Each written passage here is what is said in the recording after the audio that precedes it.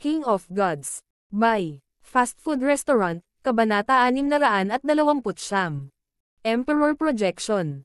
Nang ang Void God Realms ay nakikipag-ugnayan sa isa't isa. So, ang tunog ng paglipad ay nagmula sa labas ng Golden Mountain Sect. Sinong nandyan? Patayin ang sinumang maglakas-loob na pumasok sa Golden Mountain Sect. Dumagundong ang ilang eksperto sa patrol. Gayunpaman, ang mga taong lumilipad ay hindi nagpakita ng anumang mga palatandaan na sila ay nagmamalasakit. Ang isang maliit na 2-star na sekta ay hindi natatakot na maputol ng hangin ang kanilang mga dila. Ang isa sa mga lumilipad na tao ay isang lalaking napapalibutan ng madilim na liwanag, at nagradiated siya ng masamang aura. Isang hari ng demonic daw. Sa harap ng demonyong puwersang ito, ang mga regulator at ang mga nagpapatrolya sa paligid ng Golden Mountain Sect ay parang pinigilan ang kanilang pag-iisip, at naramdaman nilang bigla itong nahihirapang huminga. Weng. Isang lalaking nababalutan ng itim na kaliskis ang nagsimulang lumitaw mula sa loob ng itim na liwanag. Ang lalaki ay may itim na kaliskis sa kanyang buong katawan, at siya ay mukhang napakapangit ngunit medyo mabangis din. Elder ng Thousand Darkness Sacred Clan, Tu Wanli. Malaking pagbabago ang ekspresyon ng Old Li ng Dom Apo ang kanyang mga mata sa bagong dating na Void God Realm King. Ang haring ito ay hindi lamang kasumpa-sumpa, galing din siya sa isang 3-star clan, ang Thousand Darkness Sacred Clan. Kayong lahat, umatras. Sa isang kislap ng asol, lumitaw ang figure ng haring nakasuot ng asol na damit, at ang lahat ng mga patrol ng Golden Mountain Sect ay mabilis na umatras. Ang mga hari lamang ang maaaring lumaban sa mga hari, hindi banggitin na ang bagong dating ay isang elder mula sa Thousand Darkness Sacred Clan. Hihihi, pwede ko bang itanong kung bakit dumating si elder to? Puno ng ngiti ang nakaasol na nakasuot na elder. Hindi siya naglakas loob na maglagay ng anumang uri ng pagkilos. Sa sagradong lupain, ang mga puwersang may 3 bituin ay walang kapantay na mga superpower, at maraming mga sekta na may 2 bituin ang nasa ilalim ng mga puwersang may 3 bituin. Marahil ang 10 2-star na sekta na pinagsama ay maaaring makipaglaban sa isang puwersang may 3 bituin. Sa sandaling ito, nagulat din si Zhao Feng sa eksena sa himpapawid. Ang kapangyarihan ng Demonic Dao King ay naglagay sa buong Golden Mountain Sect sa isang tense na kapaligiran, at si Zhao Feng ay hindi maiwasang tumingin. Mayroong ilang pamilyar na figure sa tabi ni Tu Wanli. Death Guards. Tumalon ang puso ni Zhao Feng, at nawalan ng kulay ang kanyang mukha. Mayroong kabuuang 4 na Death Guard, pati na rin ang isang mainit na kabataan at isang batang babae na may puting mata. Ang Golden Mountain Sect ba ay nagtatago ng isang magnanakaw na nagngangalang Zhao Feng? Malakas na tanong ni Tu Wanli habang inis kanya ang kanyang divine sense sa buong hindi gaanong spiritual peak na may malupit na ngiti. Zhao Feng. Ang nakaasol na nakasuot na elder ay huminto, at ang kanyang ekspresyon ay naging medyo pangit. Ang elder ng Thousand Darkness Sacred Clan ay pumunta sa Golden Mountain Sect upang magdulot ng gulo ng walang anumang pagkabahala o takot. Hihihi, ayon sa aking balita, isang magnanakaw na nagngangalang Zhao Feng ang nagtatago sa teritoryo ng Golden Mountain Sect. Nakita ni Tu Wanli ang ekspresyon sa mga mata ng asol na damit na hari. Kasabay nito, ang mainit na kabataan at ang 4 na Death Guard ay lumipad sa hangin at ginamit ang kanilang spiritual sense o ang kanilang divine sense upang maghanap sa paligid. Ayon, nahanap ko siya. Bulalas ng isang Death Guard ng Dom Apo ang kanyang mga mata sa isang henyo malapit sa martial arts field. Ikaw si Zhao Feng. Isang ngiti ang ipinakita ng mainit na kabataan, na parang tinatanggap ang isang matandang kaibigan. Ang 4 na Death Guard ay tuwang-tuwa na tumingin kay Zhao Feng sa karamihan. Kunin mo siya. Tumawa si Tu Wanli at nagutos. Ang mainit na kabataan at ang 4 na Death Guard ay tumalon patungo kay Zhao Feng nang walang pag-aalinlangan. Tumigil ka. Isang malakas na puwersa ng isang hari ang bumaba mula sa langit, na nagpatigil sa mainit na kabataan at sa 4 na Death Guard. Ang puwersang ito ay nagmula sa asol na damit na hari. Ano? Gusto ng Golden Mountain Sect na pigilan ang Thousand Darkness Sacred Clan. Naging madilim ang ekspresyon ni Tu Wanli. Ang Zhao Feng na ito ay panauhin ng Golden Mountain Sect. Kahit na gusto siyang kunin ng Thousand Darkness Sacred Clan, kailangan mong magbigay ng paliwanag. Ang ekspresyon ng nakaasol na nakasuot na elder ay hindi masaya, ngunit siya ay umiiyak ng mapait sa kanyang puso. Mayroong ilang iba pang mga hari sa Golden Mountain Sect, at hindi sila natakot kay Tu Wanli. Ang tanging problema ay maaaring si Tu Wanli ang kumakatawan sa buong Thousand Darkness Sacred Clan. Higit pa rito, hindi simple ang katayuan ni Tu Wanli. Ang kanyang amo ay isang sinaunang emperador na may mataas na katayuan sa Thousand Darkness Sacred Clan. Paliwanag. Kinakatawan ko ang aking master, ang Scarlet Demonic Emperor, sa paghuli kay Zhao Fang. Malamig na ngumisi si Tu Wanli habang inilabas niya ang isang eskarlata at itim na token. Weng. Isang sinaunang layunin ng isang demonyong emperor ang bumungad sa eskarlata at itim na token. Sa sandaling iyon, nanginig ang puso ng ilang hari sa Golden Mountain Sect. Ang Void God Realm ay nahati sa maaga, gitna, huli, at peak na yugto. Tanging isang tao lamang sa pinakamataas na yugto ng Void God Realm, isang tao na ang kaluluwa ay nag-evolve, ang maaaring tawaging isang emperor. Ang mga emperor ay nakatayo sa tuktok ng Void God Realm. Hanggat hindi nawasak ang kanilang kaluluwa, mahirap silang patayin. Sa makatuwid, ang haba ng buhay ng isang emperador ay napakatagal. Maaari silang mabuhay ng 12-dosenang libong taon. Ito ang layunin ng Scarlet Demonic Emperor. Hindi katakataka na si Tu Wanli ay sobrang kumpiyansa. Huminga ng malamig ang nakasuot na asol na hari. Ang Scarlet Demonic Emperor ay lubhang tanyag sa mga sacred land. Kahit na ang Emperor na palaging nasa loob ng Golden Mountain Sect ay hindi niya kapareha. Ang mga hari at Emperor ay ipinagbabawal na antas ng kapangyarihan ng 2 at 3 star na puwersa, at ang mas malalakas na Emperor ay maaaring sirain ang isang buong 2 star na sekta, tulad ng Emperor ng Kamatayan.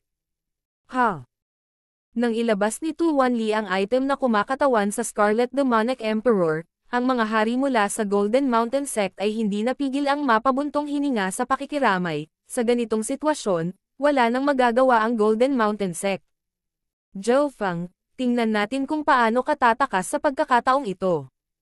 Kahit na magtago ka sa Sacred Land, maaari naming i-pressure ang isang 2-star sect gamit ang ating koneksyon sa 3-star forces. Wala nang makakapagprotekta sa iyo. Ang mainit na kabataan at ang 4 na Death Guard ay nagpakita ng matagumpay na mga ngiti. Sa sandaling ito, pagkatapos maglaho ang kapangyarihan ng Void God Realm, naiwan si Zhao Fang na mag-isa.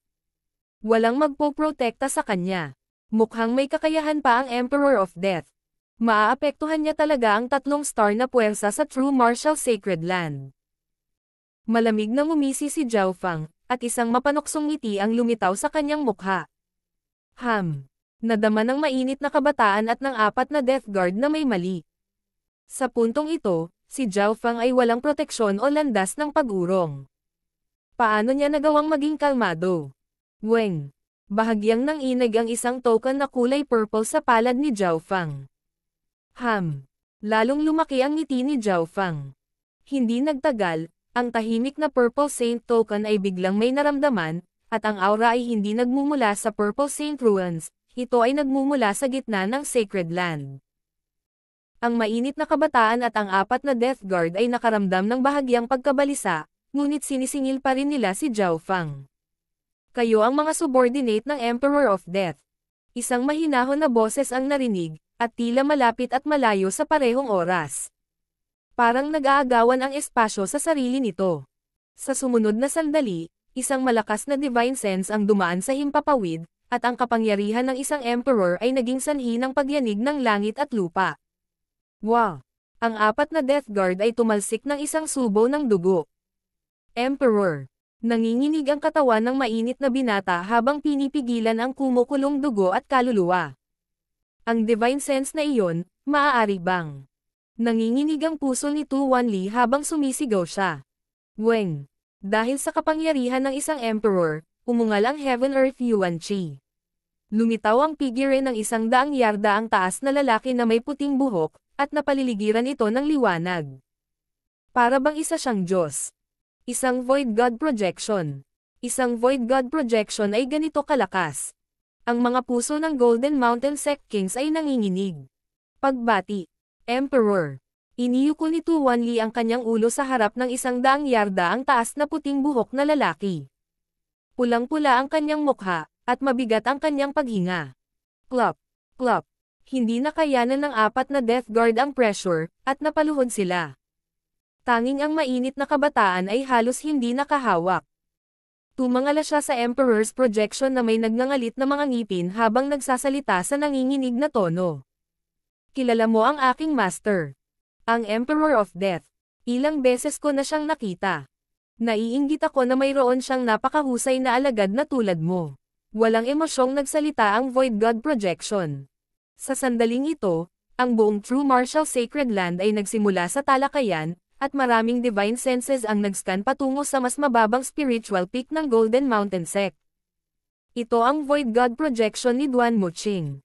Hindi namin nakita ang lakas ni Duan Muqing sa nakalipas na 1000 taon. Hindi ko akalain na magiging ganito siya kalakas. Ang ilan sa mga hari at emperador sa loob ng True Martial Sacred Land ay nagising sa lakas ng projection, kabilang ang master ni Tu Wanli, ang Scarlet Demonic Emperor. Mula sa hitsura nitong Void God projection, tila ang lakas ni Duan Muqing ay halos walang kapantay sa mga emperor. Solemn na ang ekspresyon ng Scarlet Demonic Emperor. Tahimik siyang nanonood at walang nagawa, pero naguguluhan din siya. Bakit isinali ni Duan Muqing ang kanyang sarili sa bagay na ito? Sa sandaling ito, sa wakas ay nagsalita si Zhao Feng sa mas mababang spiritual peak. Pagbati, Senior Duan Mo. Pumunta ako dito sa ilalim ng kalooban ng Senior Purple Saint. Iniabot ni Zhao Feng ang Purple Saint token at yumuko patungo sa Void God projection sa hangin. Senior Purple Saint. Sinong eksperto iyon? Naglakbay ang divine senses sa mas mababang spiritual peak ng Golden Mountain Sect. Ang mga hari mula sa Golden Mountain Sect, Tu Wanli, at iba pang mga emperor ay malumanay na bumulong-bulong sa mga salitang ito. Purple Saint. Maaaring ito ay ang puso ng isang Old King sa Golden Mountain Sect ay nanginginig. Purple Knight Sacred Lord. Ilang matandang emperor sa loob ng True Martial Sacred Land ang bumulalas. Siguradong Purple Knight Sacred Lord ito. Hindi maraming tao sa buong Sacred Land ang maihahambing sa kanya. Kung tama ang pagkakaalala ko, ang Purple Knight Sacred Lord ay tiyahin ni Duan Muqing, at nagmula siya sa isang maalamat na pamilya sa isang dinastiya sa malayo. Naalala ng ilang matatanda ang nakaraan. Sa langit, hindi maiwasang maalala ang figure ng lalaking may puting buhok. Sumama ka sa akin. Pinisil ng lalaki ang kanyang kamay. Shua.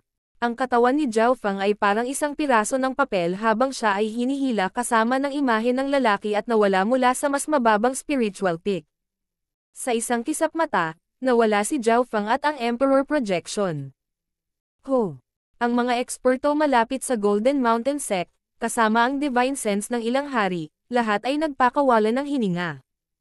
Ang ekspresyon ni Tu Wanli ay patuloy na kumikislap, habang ang mainit na kabataan at ang 4 na Death Guard ay may pangit na ekspresyon. Wala sa kanila ang mag-aakalang may koneksyon si Zhao Feng sa isang pinakamataas na emperor ng Sacred Land.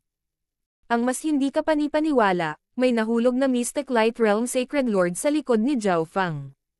Kahit na namatay ang isang Mystic Light Realm Sacred Lord, ang epekto nito sa hinaharap ay hindi masusukat. Zhao Feng, parang mas malakas ang kasaysayan mo kaysa sa inaakala ko. Mukhang sulit para sa Eternally Sealed Palace Lord at ako na ipadala ka sa Sacred Land. Isang mahabang hininga ang pinakawalan ng Old Li. King of Gods, Kabanata 630. Seremonya ng Disipulo. Sa gitna ng Sacred Land, ang 3 pangunahing spiritual peaks ay tila nag-uugnay sa langit. Ang pinakasentro na wasak ay ang 10,000 Ancient Sacred Peak. Ang kaliwa at kanang pangunahing spiritual peaks ay hawak ng 2 3-star forces. Ang kaliwang pangunahing spiritual peak ay ang teritoryo ng Mystic True Sacred Clan. Sa ibabaw ng pangunahing spiritual peak ng Mystic True Sacred Clan, sa loob ng isang dalisay, malinis, at eleganteng silid, tumalon-talon ang puso ni Zhao Feng habang tinitignan ang puting buhok na lalaki sa kanyang harapan ng may paggalang. Ito ay si Duan Muqing. Purong puti ang buhok ni Duan Muqing, at kumikinang ang kanyang mga mata na parang mga bituin. Masasabing perpekto ang kanyang hitsura. Maputi at kasing kinis ng marmol ang kanyang balat. Higit pa rito, ang emperador na ito ay may mainit at mahinahong aura. Ang bawat galaw at kilos niya ay tila isang banayad na simoy ng tagsibol. Sa kabuuan, ang taong ito ay tila perpekto, ngunit napakalapit at mainit sa iba. Ikaw si Zhao Feng. Hindi na kailangang kabahan. Ito ang tunay na martial sacred land. Kahit na ang Emperor of Death mismo ang dumating, hindi kanya maaaring saktan. Siniyasat ni Duan Moqing si Zhao Feng at nagbigay ng isang mainit na ngiti. Nagsimulang kumalma ang emosyon ni Zhao Feng. Kanina, ginamit ni Duan Moqing ang kanyang Emperor Projection at pinaluhod ang mga Death Guard. Nagulat si Zhao Feng sa kapangyarihan yun, ngunit nagsimula siyang bumalik sa kanyang kalmado. Nakikita ng matalas niyang pandama ang pagkainip na nagtatago sa kaibuturan ng mga mata ni Duan Moqing. Hindi mahirap hulaan na talagang gustong malaman ni Duan Moqing kung ano ang nangyari sa Purple Knight Sacred Lord. Gayunpaman, si Duan Moqing ay pinalaki ng maayos, at ang kanyang mga aksyon ay matikas. Hindi niya minamadali si Zhao Feng. Sa halip ay pinakalma niya si Zhao Feng. Nang hindi nagtanong si Duan Moqing, kinuha ni Zhao Feng ang Purple Saint Token at nagsimulang magsalita tungkol sa nangyari sa Purple Saint Ruins, pati na rin ang kanyang una at pangalawang pagbisita. Napag-usapan nga niya ang tungkol sa kanyang sarili sa pagprotekta sa Purple Saint Ruins. Ngunit binigyan niya ng importansya kung paano napili si Zhao Yufei na Purple Knight Sacred Lord bilang tagapagmana, pati na rin ang kasalukuyang sitwasyon ng Purple Saint Ruins. Nang marinig ni Duan Moqing ang panganib na kinaroroonan ng Purple Saint Ruins, mahirap para sa kanya na itago ang kanyang pag-aalala. Hindi ko akalain na si Tita Purple Knight ay nagtatago pa rin ng isang lihim na kaharian sa mundo, o kaya'y makakapili siya ng taong may bloodline ng 10,000 ancient races bilang tagapagmana. Napabuntong hininga si Duan Moqing. Matapos malaman ang relasyon ni Zhao Feng at ng Purple Knight Sacred Lord, mas mainit ang tingin ni Duan Moqing kay Zhao Feng. Para siyang nakatingin sa isang kalahi niya. Zhao Feng, paano mo nasaktan ang Emperor of Death? Ang Emperor na ito ay may Eye of Emperor, at walang sino man sa ilalim ng Mystic Light Realm ang nagtitiwala na matatalo nila siya. Ang mga mata ni Duan Moqing ay nagpakita ng kataim-taiman. Bawat hari at Emperor ay maingat sa Emperor of Death. Pagkatapos ay binanggit ni Zhao Feng ang tungkol sa pakikipagkita niya kay Grandmaster Yin Kung at kung paano siya nag-trigger ng Token of Death noong pinatay niya ito, na nagdulot ng Pursuit of Death sa kanya. Gayunpaman, walang sinabi si Zhao Feng tungkol sa iGod. Nadagdagan lamang ng God ay ang pagnanais ng Emperor of Death na makuha si Zhao Feng. Kaya yun ang nangyari. Ikaw ang nag-trigger ng Pursuit of Death noong pinoprotektahan mo ang Purple Saint Ruins. Ang mukha ni Duan Moqing ay puno ng papuri at pasasalamat. Kahit na matapos makipagkita sa isang Emperor, nagawa ni Zhao Feng na mabilis na kumalma. Ang katahimikang taglay niya ay hindi isang bagay na taglay ng ibang mga henyo. Gayunpaman, hindi alam ni Duan Moqing na si Zhao Feng ang may ikasyam na Eye of God. Pagkatapos ng lahat, hindi siya inapon ng isa sa 8 Great God Eyes. Bagamat napagtanto niya na hindi pangkaraniwan ang eye bloodline ni Zhao Feng, hindi niya ito iniugnay sa isang Eye of God. Ang Emperor of Death ay isang inapo lamang ng isang Eye of God ngunit napakalakas na niya. Ang mga may Eye of God ay isang uri, at sila ay napakalayo kahit para sa mga Emperor. Makalipas ang isang oras, naunawaan ni Duan Moqing ang lahat, kabilang ang ilan sa mga maliliit na detalye. Zhao Feng, kung gusto mong manatili sa Sacred Land, kailangan mo muna ng identity. Ang mga mata ni Duan Moqing ay napuno ng init at pagmamahal, at nagbago ang mukha ni Zhao Feng. Malinaw na si Emperor Duan Mo ay kukuha ng pagkakakilanlan kay Zhao Feng. Ito ay isang panaginip para sa isang taong gustong makapasok sa Sacred Lands, at kahit para sa mga nasa 3-star force, ngunit ito ay maaaring magawa ni Duan Moqing sa isang pangungusap lamang. Anong uri ng pagkakakilanlan ang ibibigay sa kanya ni Duan Moqing? Nagsimulang manghula si Zhao Feng. Paano ito? Kukunin kita bilang aking personal na alagad. Makakatulong iyon sa iyo sa Mystic True Sacred Clan. Ngumiti si Duan Moqing at sinabi. Personal na alagad. Nanlaki ang mga mata ni Zhao Feng. Hindi niya inaasahan iyon. Ang pagiging isang personal na disipulo ng isang emperor ay magiging isang pagbabago sa buhay na lubos na makakaapekto sa kanyang kapalaran. Ano? Ayaw mo ba? Ngumiti si Duan Muqing. Payag ang alagad na ito. Yumuko si Zhao Fang. Mayroon na siyang dalawang Panginoon mula sa simula ng kanyang paglilinang na nagpabago sa kanyang kapalaran. Hihihi. Zhao Fang, tinatanggap kita bilang aking disipulo hindi lang dahil kay Tita Purple Knight, kundi dahil may tiwala ako sa aking paningin. Ngumiti si Duan Muqing. Ang kanyang mga mata ay puno ng karunungan. Paanong hindi nakikita ng isang emperor na tulad niya ang katawan, bloodline, at potensyal ni Zhao Fang? Sa madaling salita, si Zhao Fang ay may mga kwalipikasyon upang maging kanyang personal na disipulo sa kanyang sariling mga merito. Kung ito ay isang normal na henyo lamang na may relasyon sa Purple Knight Sacred Lord, tatanggapin sila ni Duan Muqing, ngunit bilang isang inam na disipulo lamang. Zhao Fang, maaari kang manatili dito sa ngayon. Magdaraos ako ng seremonya ng disipulo sa loob ng ilang araw. Sabi ni Duan Muqing. Seremonya ng alagad. Tumigil si Zhao Fang. Ang seremonya ng disipulo ng emperor ay magiging kahanga-hanga, ngunit tila hindi ganoon ang karaniwang kinikilos ni Duan Muqing. Ang pakiramdam na ibinigay sa kanya ni Duan Muqing ay ang pagiging low-key at mapayapa, hindi isang show-off. Pupunta ako sa Tianluo Islands Zone sa lalong madaling panahon, at kailangan mo ng pagkakakilanlan na alam ng publiko bago iyon. Paliwanag ni Duan Muqing. Nang marinig iyon, naunawaan ni Zhao Fang. Ang dahilan kung bakit magdaraos ng seremonya si Duan Muqing ay upang bigyang daan si Zhao Fang na mas mabilis na mapabilang sa Mystic True Sacred Clan at bigyan siya ng proteksyon.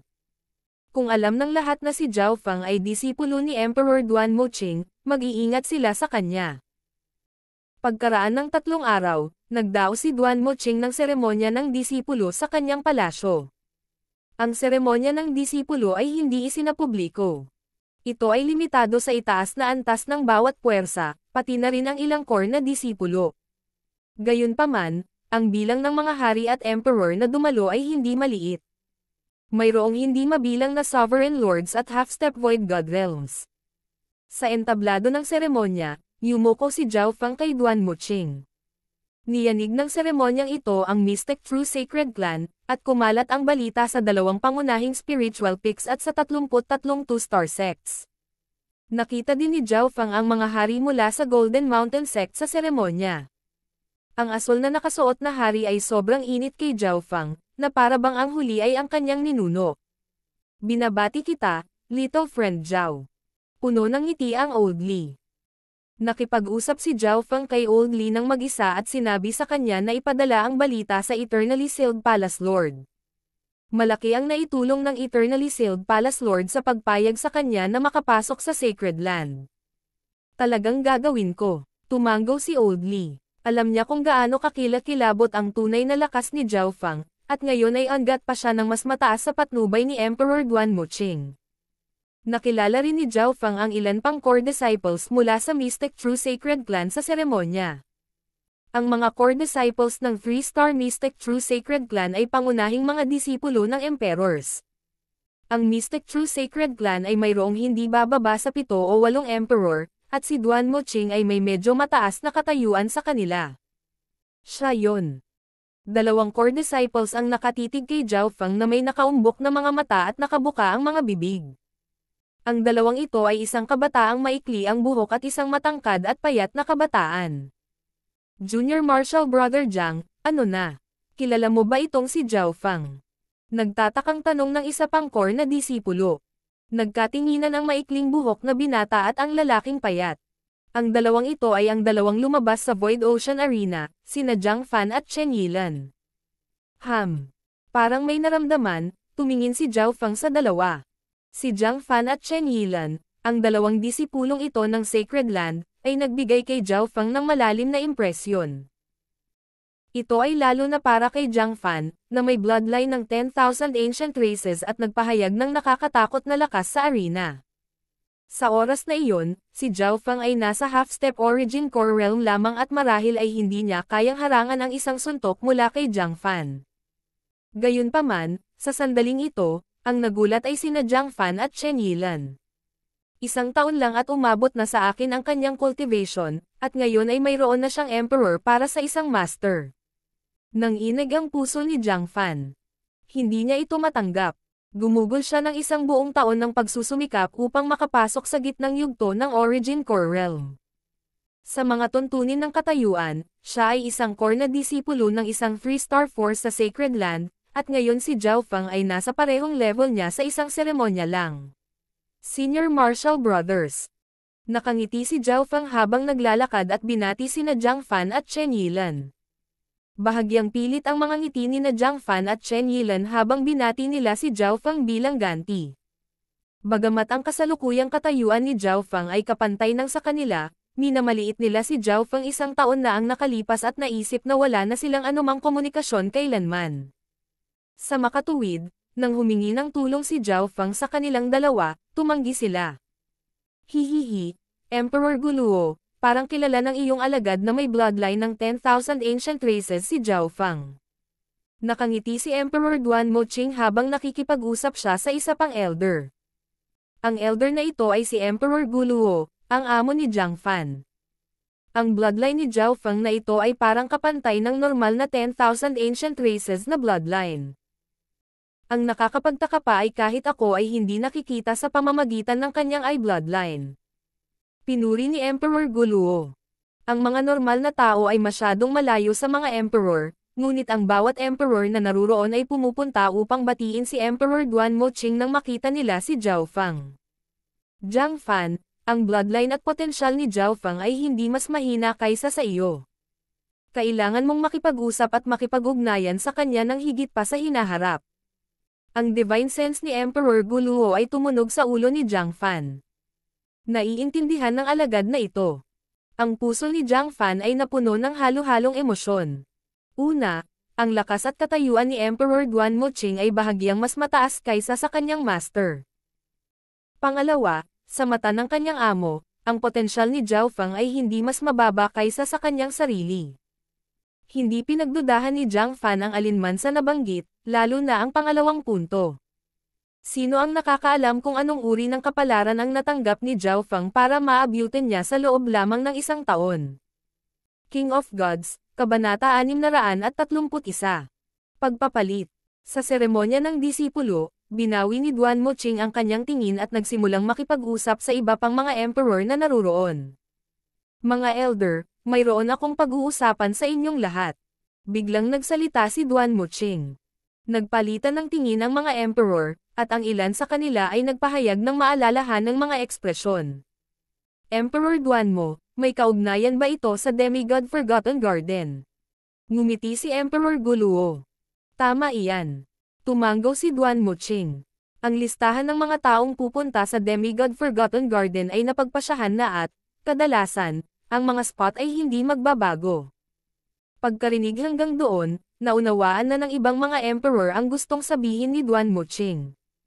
Nais niyang makuha ang kanyang disipulo ng lugar upang makapasok sa Demigod Forgotten Garden. Kung noon pa man, noong hindi pa napagpasyahan ang listahan, hindi magiging mahirap para kay Duan Moqing na makakuha ng pwesto dahil sa kanyang katayuan at lakas. Ang problema ay nakumpirma na ang listahan.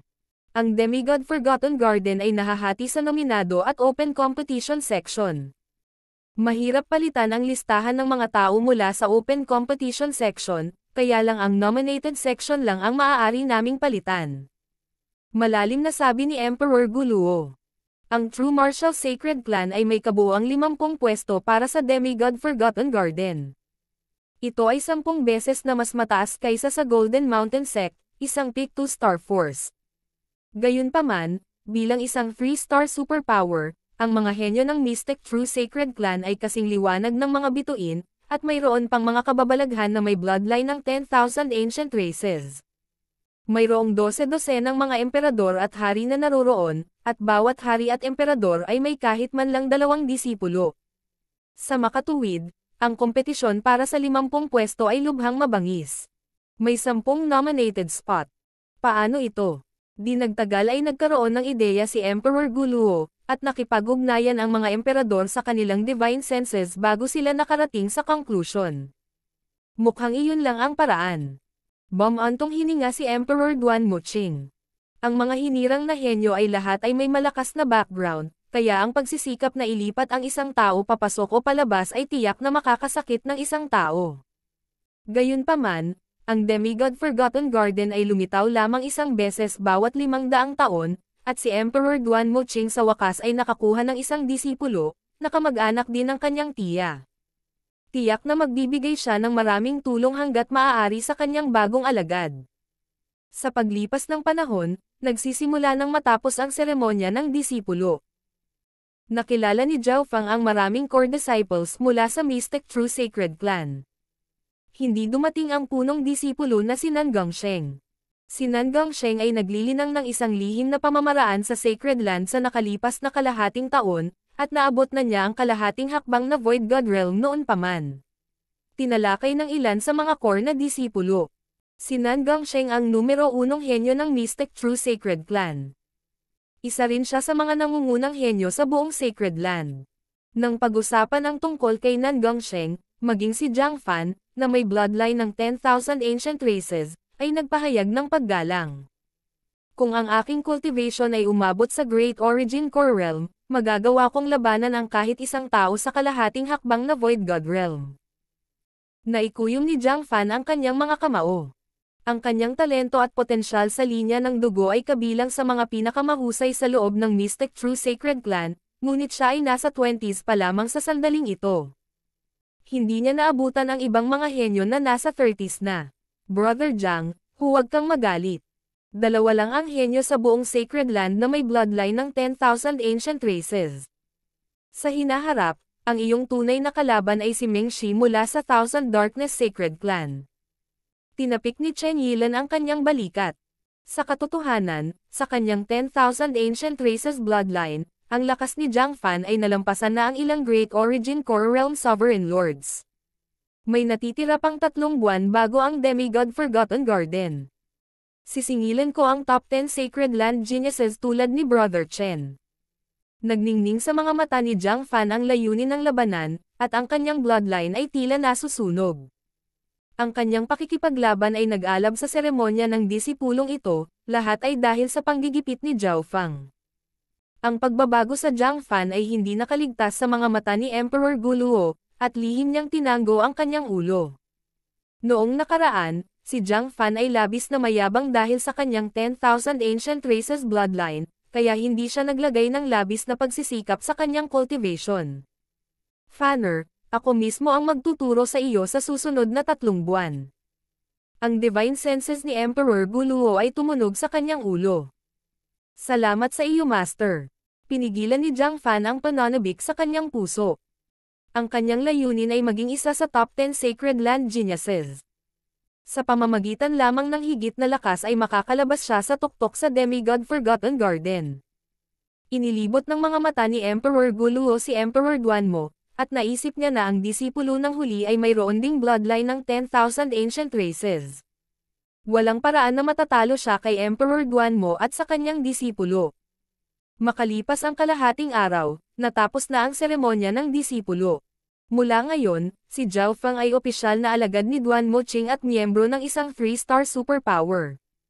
Naunawaan ni Zhao Fang ang intensyon ni Duan Muqing. Zhao Fang, kung mapupunta ang lahat sa plano, makakatanggap ka ng lugar para makapasok sa Demigod Forgotten Garden, ngunit sa parehong oras, kailangan mong maging handa na hamanin. Sabi ni Duan Muqing bago siya umalis. Demigod Forgotten Garden. Napailing si Zhao Fang. Napuno siya ng sorpresa at saya. Nakipag-usap siya sa ilang core disciples sa seremonya ng disipulo at nalaman na ang mga pumapasok sa Demigod Forgotten Garden ay nakumpirma na. Hindi niya inaasahan na tutulungan siya ni Duan Muqing na makakuha ng nomanadong pwesto. Salamat sa iyo, Master. Ang puso ni Zhao Fang ay napuno ng pasasalamat. Kailangang magbayad ni Duan Muqing ng isang presyo para makuha ang lugar na ito dahil mayroong higit sa 1 o 2 emperor sa isang 3-star superpower. Ang bilang ng mga hari lamang ay umabot na sa 12-dosenang. Higit pa rito, sa itaas ng mga emperor ay ang Mystic Light Realm Sacred Lords. Pagkatapos bumalik sa kanyang tinutuluyan, umupo si Zhao Fang at sinubukang pakalmayan ang sarili. Matapos makilala si Duan Muqing, ang kanyang katayuan, pagkakakilanlan, at ang kanyang buong buhay ay binaligtad. Ang mga mata ni Zhao Fang ay tumingin sa hardin sa labas, at ang liwanag ng buwan ay napuno ng kulay pilak na glow sa hardin. Hindi niya alam kung bakit, ngunit ang kanyang mga iniisip ay biglang lumipad patungo sa Azure Flower Continent. Sa isip niya, lumitaw ang imahe ng isang tahimik at eleganteng diyosa. True Martial Sacred Land. Demigod Forgotten Garden. Kailangan kong abutin ang pagkakataong ito. Huminga ng malalim si Zhao Fang at nagsimulang mag-cultivate.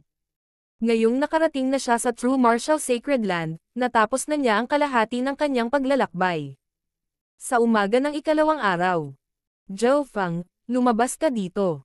Tingnan natin kung sino ang maglalakas loob na kunin ang pwesto ko pagkatapos makapasok sa Sacred Clan. Isang boses na puno ng puot ang umalangaw-ngaw mula sa labas. Maraming eksperto at henyo mula sa Mystic True Sacred Land ang nakatayo sa labas. Ang may-ari ng boses ay isang kabataan na may galit na mga mata, at ang kanyang ekspresyon ay baluktot. Brother Zhuo Hong, ang nominado mong pwesto ay kinuha ng Zhao Fang na iyon. Ang mga disipulo sa labas ay lubhang nakikiramay. Sa mga tuntunin ng background, ang master ni Zhuo Hong ay isang matandang Void God Realm King na may tunay na kapangyarihan. Sa mga tuntunin ng paglilinang, naabot na niya ang mga huling yugto ng Small Origin Core Realm, at wala pa siyang 30 taong gulang. Habang tumutunog ang daldalan sa labas, lumabas ang isang asol na buhok. Zhao Fang, lumabas ka na sa wakas. Maraming mga alagad ang may galit na mga ekspresyon. Napakawalanjiya kung paano mo ginamit ang iyong pagkakakilanlan bilang isang alagad ng isang emperor para magnakaw ng pwesto. Maraming tao ang nakiramay sa biktima. Pagkatapos ng lahat, ang lugar ay pag-aari na ni Zhuo Hong. Hindi ako nang ahas na suwayan ang mga utos ng nakatataas na echelon, ngunit gusto kong makita kung si Brother Zhao ay may kakayahan at mga kwalifikasyon na palitan ako. Malamig na tumawa si Zhuo Hong. Sinabihan siya ng kanyang amo na gawin ito. Walang gaanong tao ang kapareho ni Emperor Duan Mo sa clan, at ang Emperor Projection noong araw na iyon ay nagpapataas pa ng katanyagan ni Duan Muqing. Gayunpaman, kahit na hindi nila siya maaaring suwayan sa ibabaw, maaari silang gumamit ng iba pang mga trick. Kung matalo ni Zhuo Hong si Zhao Fang, magiging mahirap para sa disipulo ni Emperor Duan Mo na matuwid. Pagkatapos ng lahat, kahit nasa 3 star na superpower, lakas ang lahat. Ang 3 star na superpower ay hindi mag-aaksaya ng isang lugar sa isang taong walang silbi. Ang kailangan lang niyang gawin ay talunin si Zhao Fang. Kasabay nito, ang amo ni Zhuo Hong ay maaari ding humingi ng tulong sa iba pang mga emperador. Kung ito ay dumating sa pinakamasama, ang mga bagay ay maaaring iulat sa Grand Elder. Nakumpleto ang plano. Isang bagay lang ang kailangan ni Zhuo Hong. Hamanin si Zhao Fang. Iyon ang unang hakbang. Okay, tinatanggap ko ang hamon mo. Si Zhao Fang ay hindi nag-atubili. Kahapon, binalaan na siya ni Emperor Duan Muqing. Ang mga naging emperor ay lahat ay napakatalino. Ilang sandali pa, daan-daang tao ang nagtipon sa labas ng isang sinaunang entablado ng arena sa loob ng Mystic True Sacred Clan. Maraming core na disipulo ang naruroon. Si Brother Chen at Brother Nan ay parehong nandito. Maraming core disciples sa karamihan ang napatingin sa dalawang figure. Walang ekspresyon sina Chen Yilan at Brother Nan habang nakatingin sila sa dalawang figure sa entablado. Ang kanilang mga paglilinang ay umabot na sa huling yugto ng Great Origin Core Realm. Pareho sina Brother Chen at Brother Nan sa top 10 Sacred Land Geniuses. Mukhang, hinamon na nila ang kalahating hakbang na Void God Realms dati. Napuno ng paggalang ang mga mata ng karamihan. Sa puntong ito, sa entablado, nakalutang sina Zhao Fang at Zhuo Hong sa itaas ng bundok. Ang yugto ng Mystic True Sacred Clan ay napakalalim. Mayroon itong maliit na dimensyon sa loob nito na maaaring magtiklop ng iba't ibang tanawin, tulad ng mga bundok, batis, at ilog. Inaasahan ng mga tao ang labanang ito. Mayroong higit sa 100 Void God Realm Divine Senses sa hangin. Mayroong kahit Emperor Divine Senses. Handa na ang lahat. Hanggat nanalo si Zhuo Hong, hihilingin ko sa Grand Elder na ayusin ito. Ang isang Void God Realm King Divine Sense ay tumingin sa ilalim ng malamig. Brother Zuohong, ang pakikipag-away lang ay hindi kawili-wili. Sabi ni Zhao Fang. Anong ibig mong sabihin? Bahagyang huminto si Zuohong. Pusta tayo. Kapag nanalo ka, diretso lang na ibibigay ko sa'yo ang pwesto. Nagsalita si Zhao Fang. Ibig mong sabihin talaga. Bibigyan mo ako ng pwesto. Tuwang-tuwa si Zuohong. Hindi niya akalain na magiging ganito kadali. Hanggat maaari kang tumagal ng higit sa 10 galaw, ang tagumpay ay sa iyo. Pero, ano ang gagawin mo kapag natalo ka? Mabagal na tanong ni Zhao Fang. 10 galaw. Huminto si Zuohong, at ang buong pulutong ay nagsimulang mag-usap. Hahaha, 10 galaw. Brat, masyado kang bastos. Parang hindi mo alam ang lakas ng isang core disciple ng isang 3-star superpower. Lahat tayo ay may lakas na hamanin ang mga may mas mataas na paglilinang. Nang marinig ito, napuno ng kaligayahan si Zuohong. Bagamat nasa huling yugto pa lamang siya ng Small Origin Core Realm, natalo na niya ang Great Origin Core Realm Sovereign Lords sa labas ng mundo. King of Gods, Kabanata 632. Nangungunang 10 henyo ng Sacred Land.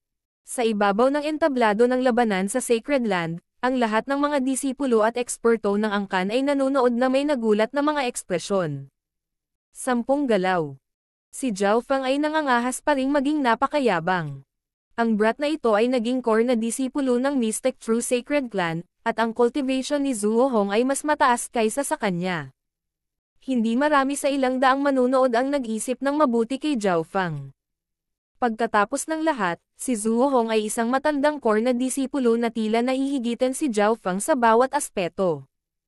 Higit pa rito, ang brat na si Zhao Fang ay mayabang na nagmungkahi ng isang pusta na 10 galaw.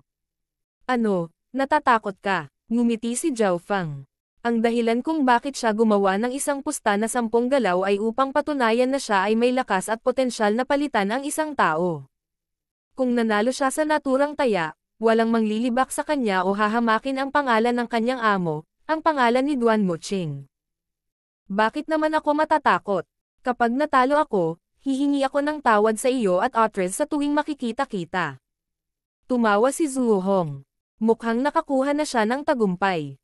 Ang kanyang puso ay labis na napuno ng kagalakan habang tinitingnan niya si Zhao Fang na para bang nakatingin siya sa isang retard. Hunger. Huwag maliitin si Zhao Fang. Parehong hindi simple ang mental energy at bloodline aura ng brat na iyon. Dapat may maaasahan siya para maging confident siya. Ang divine sense of a king ay tumunog sa isip ni Zuohong. Ang may-ari ng boses ay pag-aari ng guro ni Zuohong. Naiintindihan ng alagad na ito. Tumalon ang puso ni Zuohong, at binawi niya ang kanyang pagmamaliit. Pagkatapos ng lahat, ang kanyang Panginoon ay isang Void God Realm King, kaya mas naiintindihan niya ang lakas ng kalaban. Simulan. Isang kalahating hakbang na Void God Realm ang kumilos bilang hukom. Kahit sino pa si Zhao Fang, dapat akong tumagal ng 10 galaw. Nag-flash ang figure ni Zuohong habang gumagamit siya ng teknik ng Sacred Land. Flying Cloud Albatross Leap. Sa susunod na sandali, isang malaking condensed figure ng isang berde at pilak na albatross ang nabuo sa hangin. Boom! Boom! Boom! Ang katawan ni Zuohong ay tila sumanib sa berde at pilak na albatross, at ang mga matutulis na balahibo ay sunod-sunod na tumangay kay Zhao Fang. Anong malalim na kasanayan? Naramdaman ni Zhao Fang na nagsimulang manginig ang kanyang balat sa sakit. Mahirap para sa kanya na makita si Zuohong kung hindi niya ginamit ang kanyang eye bloodline. Purple Wind Lightning Ring. Bahagyang bulalas ni Zhao Fang habang ipinapaikot niya ang kanyang Purple Destruction Wind Lightning laban sa matutulis na figure na pumawi sa kalangitan. Bam! Bam! Si Zhao Fang ay natabunan ng isang kapansin-pansing agos ng kulay lila na kidlat habang ang mga sinag ng pagkasira ay tumatakas. Ang mga singsing ng lilang kidlat ay lumawak habang sila ay nagsasalpukan sa figure ng albatross. Ang aura ng pagkasira ay nagngangalit ng magulo habang ang dalawang kapangyarihan ay nagtama sa isa't isa. Basag. Maya-maya ay may lumitaw na bitek sa figure ng berde at pilak na albatross. Agad na napagdesisyonan ang nanalo sa sagupaan. Purple Destruction Wind Lightning. Ito ay pamana ng Wind Lightning Emperor.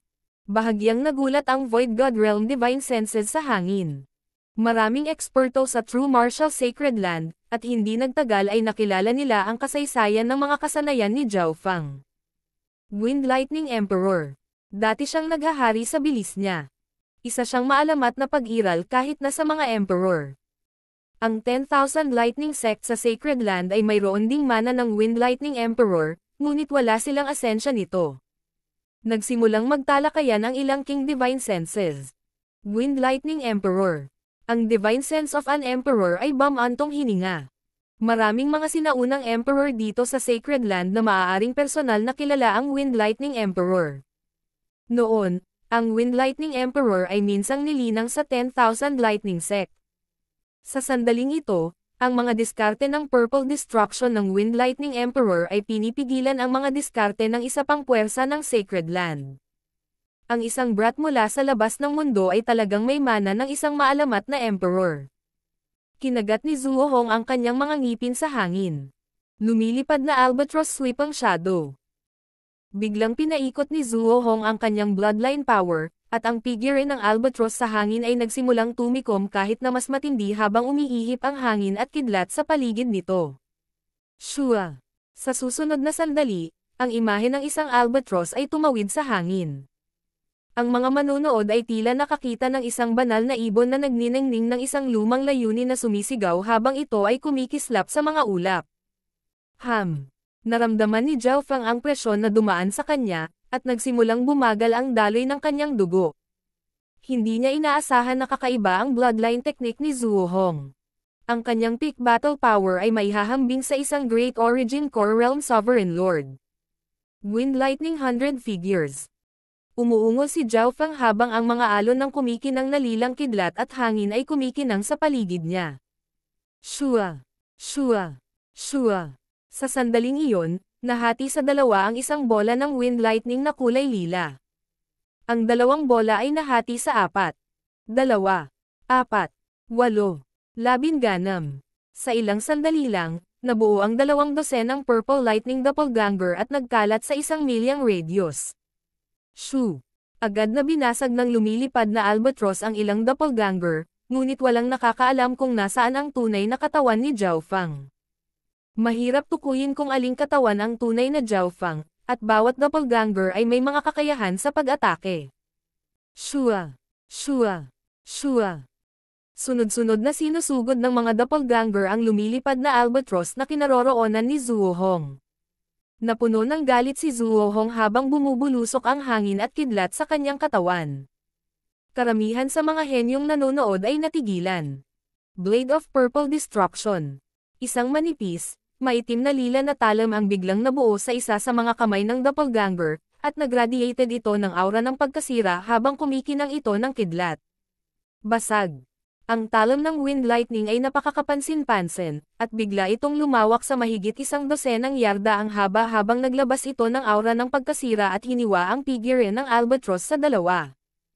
Arg! Napaungol si Zhuo Hong sa kanyang albatross form. Shoo!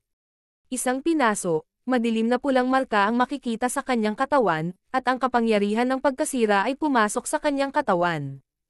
Kahit na sa kanyang malakas na bloodline, ang pinsala ay hindi maaaring gumaling ng napakabilis. Ang pagkasira ay ang kabaligtaran ng pagpapagaling, na nagpahirap sa pagbawi mula sa aura ng pagkasira. Hindi maganda. Ang pag-atake, bilis, at kasanayan ni Zhao Fang ay higit pa sa hunger. Bulalas ng Divine Sense of a King. Nasira ng Blade of Purple Destruction ni Zhao Fang ang bloodline skill ni Zhuo Hong at nagdulot ng pinsala. Gayunpaman, hindi doon nagtapos ang pag-atake ni Zhao Fang. Wings of Wind and Lightning. Wings of Purple Destruction Wind Lightning 12 dosenang yarda ang haba ay nagsimulang umabot sa likod ni Zhao Fang, na nagmistulang isang sinaunang demonyo na napapalibutan ng hangin at kidlat. Boom! Isang nakakatakot na pag-agos ng hangin at kidlat ang lumitaw sa entablado at lumikha ng isang bagyo ng pagkasira. Break. Ang bilis, pag-atake, at layunin ni Zhao Fang ay umabot sa isang ganap na bagong antas. Sa bawat palad, tila lumikha siya ng mga dragon ng pagkasira na umaalulong sa bagyo. Napakalakas. Naramdaman ng mga manunood na nanunood sa asol na buhok na kabataan ang kanilang mga puso. Hindi.